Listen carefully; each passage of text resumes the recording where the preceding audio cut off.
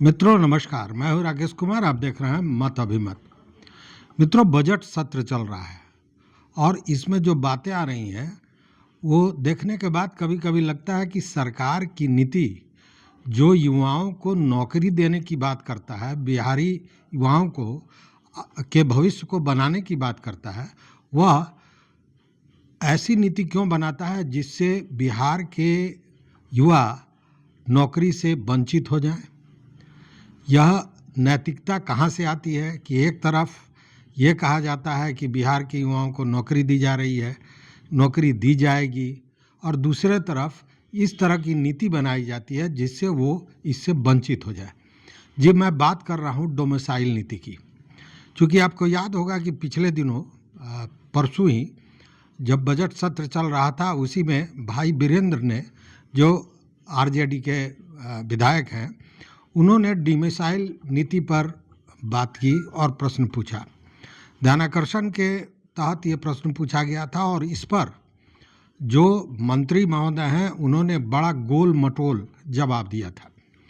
तो आज भी ये मामला उठा और आज ये मामला उठाया संदीप सौरभ, जो एमएलसी हैं, उन्होंने, और उनकी बात का जवाब दिया संसदीय कार्य मंत्री विजय कुमार चौधरी ने। और विजय कुमार चौधरी ने भी बड़ी गोल मटोल जवाब दिया, लेकिन इस गोल मटोल जवाब देने के क्रम में उन्होंने स्पष्ट कह दिया कि अन्य राज्यों की तरह डोमिसाइल देने की सरकार की कोई मंशा नहीं है। एकदम स्पष्ट कर दिया कि बिहार में डोमिसाइल नीति लागू नहीं की जाएगी। अब इसको लेकर तमाम तरह की बातें होने लगी, लेकिन सबसे पहले जो भाई वीरेंद्र ने मामला उठाया था और उस पर क्या जवाब दिया था शिक्षा मंत्री ने, पहले वो देखें, फिर दिखाते हैं कि विजय चौधरी ने आज क्या जवाब दिया। अध्यक्ष महोदय, सरकार का जो जवाब आया है वो भेग है, पूरक। और आपके माध्यम से माननीय मंत्री जी से जानना चाहता हूं कि समान प्रशासन का संकल्प जो जवाब में उल्लेखित है उसको स्पष्ट करें। माननीय मंत्री। माननीय अध्यक्ष महोदय, इस विषय को हमने पुनः समीक्षा की थी उस आदेश के आलोक में समान प्रशासन का, और जो कोर्ट से भी एक आदेश पारित हुआ था उसके आलोक में भी। तो कुल मिलाकर के अब जो हम लोगों ने आंकड़ा पाया है वो 7,000 से कुछ ज़्यादा है, और उसकी ताकि वैसे शिक्षकों को जो दिव्यांग बच्चों को बच्चियों को पढ़ा सके, उसकी अधियाचना हमने पुनः उसकी समीक्षा करके बीपीएससी को भेज दी है कि वो शिक्षक जो क्वालिफाई करेंगे बीपीएससी के थ्रू, जो दिव्यांग बच्चों को पढ़ाने के लिए सक्षम होंगे, उनकी संख्या 7,000 से ज़्यादा होगी। तो समान प्रशासन का जो निर्देश है और माननीय उच्च न्यायालय का भी एक निर्देश था, वहाँ भी एक रिट हुआ था, दोनों मिला करके हम लोगों ने इसको समीक्षा की है और भेज दिया है। और हम लोगों ने पुनः आग्रह किया है कि बीपीएससी जल्द से जल्द उनका प्रकाशन करे, उनके नियुक्ति के जो भी प्रक्रिया है, ताकि हम उनको विभाग में ले सकें। आपका काम तो हो गया। अध्यक्ष महोदय, इसमें पहले ही मैंने कहा कि जवाब में भेग है सरकार का जवाब, और डोमिसाइल नीति लागू करना था, और बाहरी जो व्यक्ति है दिव्यांग का, उसमें 121 व्यक्तियों को, दिव्यांगों को बहाली की गई है दूसरे राज्यों के लोगों का, और इस राज्य में केवल 44 व्यक्तियों को ही बहाली की गई है। तो सरकार का जो नीति है उसका उल्लंघन, खुला उल्लंघन है कि दूसरे राज्यों के दिव्यांगों को, हाँ, सरकार स्पष्ट करे कि जिन 121 दूसरे राज्य के अभ्यर्थियों का चयन हुआ है, उनमें से कितने अभ्यर्थी गैर आरक्षित वर्ग के अंतर्गत चयनित हुए हैं। अध्यक्ष महोदय, इसमें कोई उल्लंघन नहीं हुआ किसी नीति का।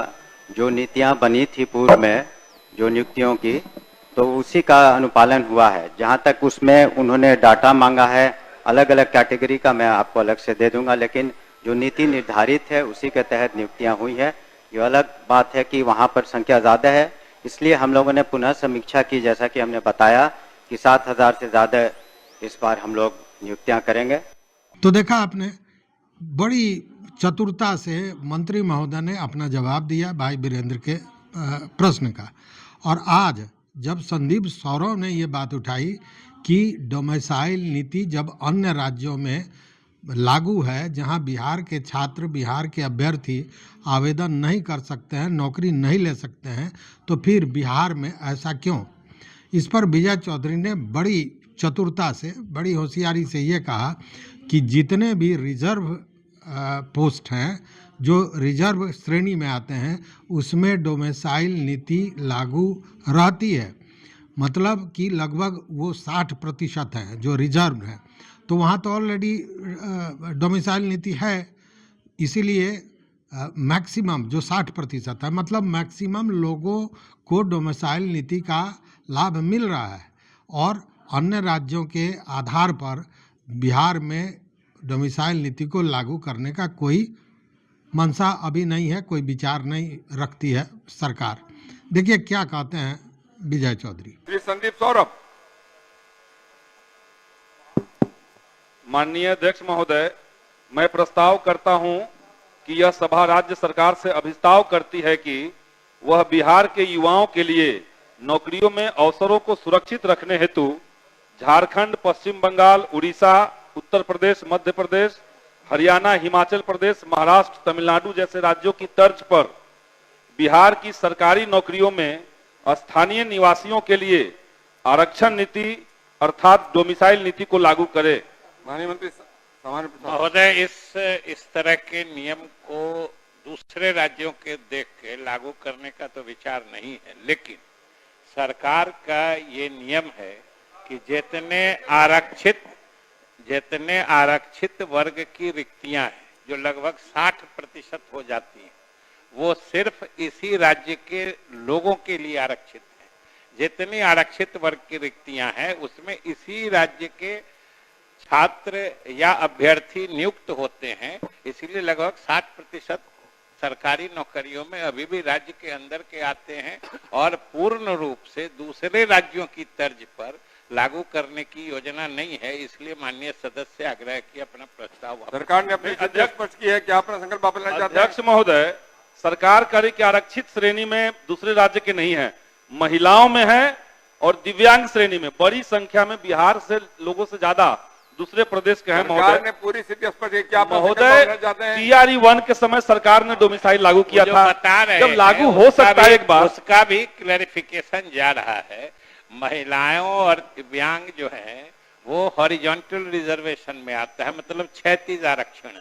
वर्टिकल आरक्षण दूसरा होता है, उसमें सामाजिक वर्ग होता है। ये शारीरिक वर्ग के लोग हैं, महिला या दिव्यांग, ये उसी वर्ग के लोग को आता है। इसलिए वो क्लैरिफिकेशन जा रहा है। जो आप कह रहे हैं उसका निदान भी हो रहा है। अभी अपना प्रस्ताव वापस। सरकार के सकारात्मक जवाब का क्या संकल्प? सकारात्मक जवाब कहाँ है? पड़ोस के राज्य में है, बिहार के लोग बाहर अप्लाई नहीं कर सकते हैं। ठीक है, मैं और सब रखता हूँ। जो इस प्रस्ताव के पक्ष में यहाँ गए, वोटिंग करवा दिया जाए। करा रहे हैं। जो इस प्रस्ताव के पक्ष में यहाँ गए, जो इस प्रस्ताव के विपक्ष में ना गए, मैं समझता हूँ विपक्ष बहुमत है, प्रस्ताव अस्वीकृत हुआ। तो सुना आपने, सरकार ने स्पष्ट कर दिया कि डोमिसाइल नीति वो लागू नहीं करने जा रही है। और जबकि आपको याद होगा कि जो शिक्षक नियुक्ति हो रही थी, उसी समय से डोमिसाइल नीति को लेकर तमाम तरह की बातें चल रही हैं, हंगामा हो रहा है, आंदोलन हो रहा है, इसकी मांग हर तरफ से हो रही है। लेकिन जब इस पर बाजाप्ता, देखिए अब एनडीए के नेताओं की भी बात अगर कर लें तो पहले वो लोग भी डोमिसाइल नीति की बात करते थे, लेकिन आज जब विधानसभा अध्यक्ष नंदकिशोर यादव ने इस पर लोगों का विचार लिया तो एनडीए के लोगों ने सीधे नो कह दिया और इस प्रस्ताव को खारिज कर दिया गया। तो यही स्थिति है, करनी और कथनी में अंतर। एक तरफ युवाओं की बात होती है, भविष्य की बात होती है, दूसरे तरफ युवाओं के भविष्य को रोकने का भी काम कहीं ना कहीं होता है। तो इस वीडियो में बस इतना ही। देखते रहिए मत अभिमत। मित्रों, चैनल पर नए हो सब्सक्राइब कीजिए, लाइक कीजिए, दोस्तों के साथ शेयर कीजिए और अपना विचार जरूर दीजिए इस मामले पर। बहुत बहुत धन्यवाद, कोटिशा आभार।